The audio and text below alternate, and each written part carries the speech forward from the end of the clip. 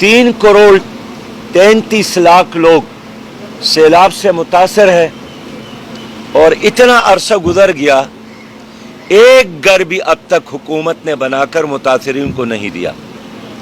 मुतासरीन के बहाली का अब तक वफाकी और सूबाई हुकूमतों ने कोई रोड मैप भी तैयार नहीं किया है।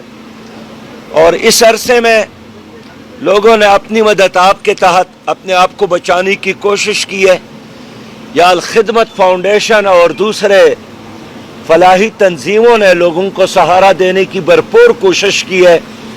हम इन तमाम तंजीमों को, फलाही तंजीमों को खिराज तहसीन पेश करते हैं, लेकिन अब तक हुकूमत कोई रिलीफ का काम, बहाली का काम नहीं कर सकी।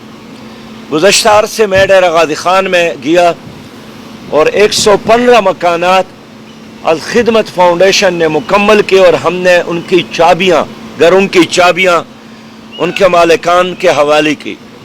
लेकिन उस इलाके में और हज़ारों लोग बेघर है।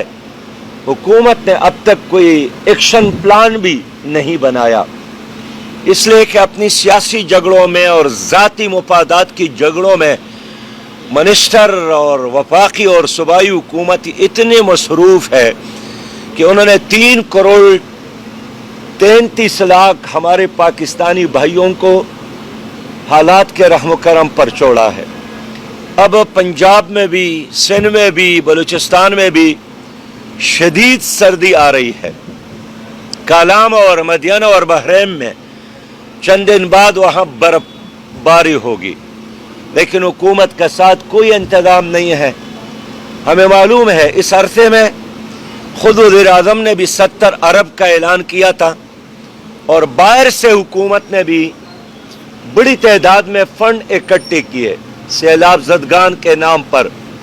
लेकिन ये फंड कितना आया है, कहाँ खर्च हुआ, तो ये बहैसियत शहरी पाकिस्तानी एक ज़िम्मेदार के मेरा भी हक है और हर पाकिस्तानी का यह हक है कि वो मालूमात तक रसाई हासिल करे।